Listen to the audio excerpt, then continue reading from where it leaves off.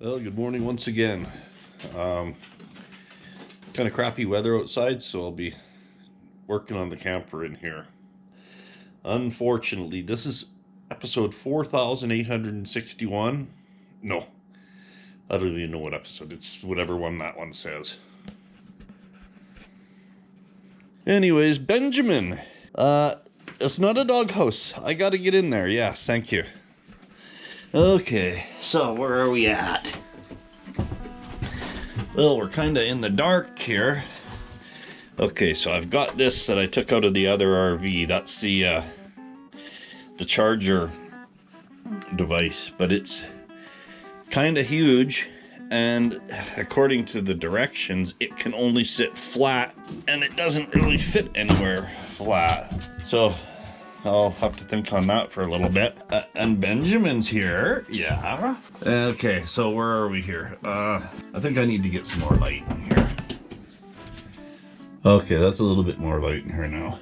It's kind of tough getting light in here. Okay, so where we are at. All the trim, well, not all the trim. Lots of the trim, as you can see, is up. And it's all nailed and done. Turning this way, we have the TV DVD shelf is done, the switch is done. So this side, yeah, pretty much done. Controls over there, they're all in place.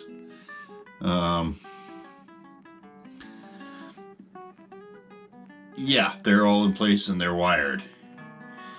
So there's a few more pieces of trim to go up in here, but I don't know. Today I don't really feel like doing trim right now. It's not a trim kind of day.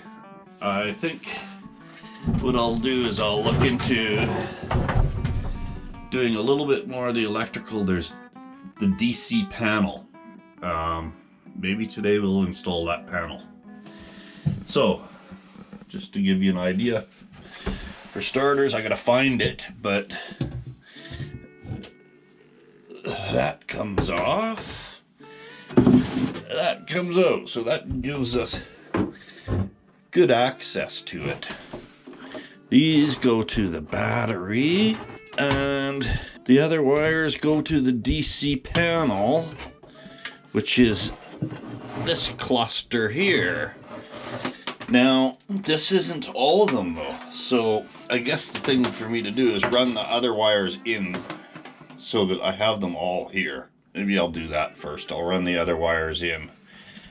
The wires from that right there, that what are they called?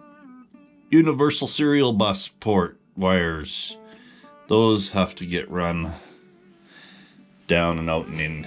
Down and out and in. And some of the lighting wires too. So I'll take care of that first. I won't film that. Okay, that should be wired in correctly.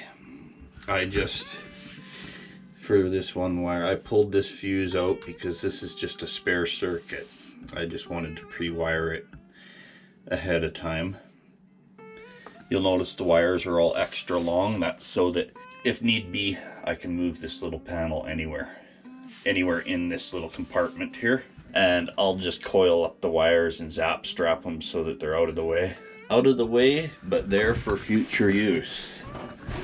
Now, I need to go find a form of energy to attach these clips to, so I can see if anything is actually going to function in here. Okay, the hunt for stored energy. I got some in there. Got some in there. No, I don't want to take any of my batteries out of my cars. But this, on the other hand, which should be plugged in, I don't know why it is unplugged. This does have a battery. Okay. Oh, and it's not locked. One thing about this battery is extremely heavy. And it appears that it's strapped in. Not very well when I can get it out with one hand in about 2 seconds. Single-handedly. Now, as long as I remember how everything in here goes, Fairly self-explanatory. I don't know how good this battery is either, because it's three years old, I think, now. So, and it spent the whole winter outside, but it was plugged in some of the time. Every once in a while I'd remember and I'd come out and plug it in, or I kind of would plug in the truck for a while and then I'd plug in, because I have batteries in a lot of things. That's the problem. I have batteries in 1, 2, 3, 4, at least 6 or 8 things just right here in the driveway that I have to keep charging intermittently. Okay. Kind of cleared a space to drag it out.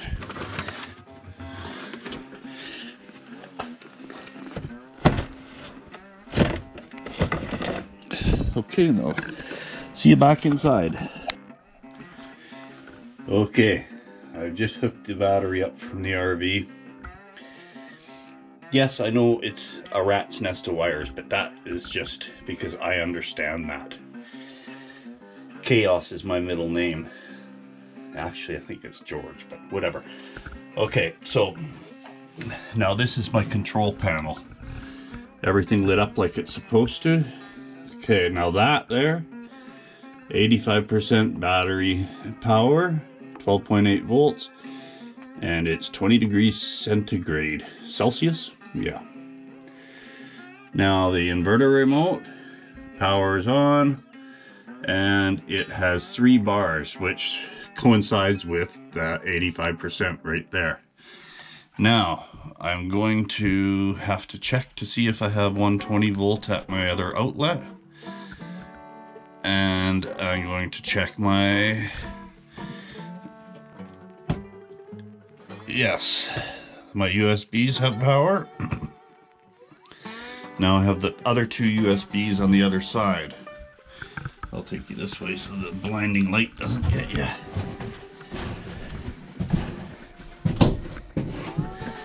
Now these USBs, they have power as well. Perfect. Okay, last thing to check is for 120 volts here. And I'll have to go grab my tester. Okay, so everything now is functioning correctly. So here's what we got. We have the universal serial ports charging 2 devices. Now,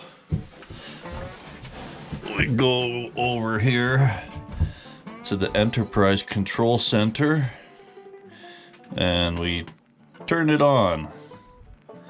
And Benjamin's here to make sure everything's okay. Yeah, you are a good boy.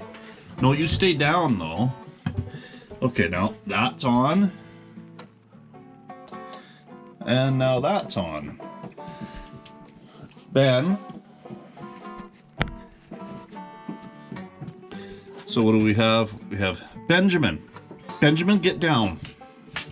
Get out. Out, Ben. Out. Sorry about that. Okay, so we have our main batteries at 83%, 12.7 volts, and it is 19 degrees. So all this is working correctly. And the lights are on, so they're working correctly. And now I have this plugged in to the wall over there. It works correctly as well. So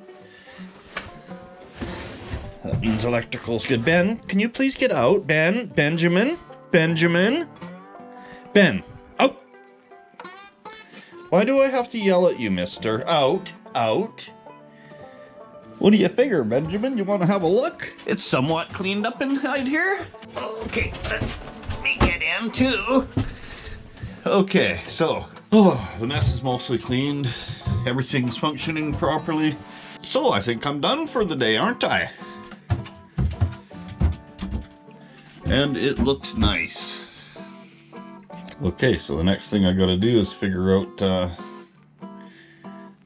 how long I can run the TV and DVD player and charge things up and everything else on one battery. It's a 100 amp hour, I think, battery. Something like that, so we'll see. Say bye-bye, Benjamin. Can't you say bye-bye? Nah. Okay then. You good boy.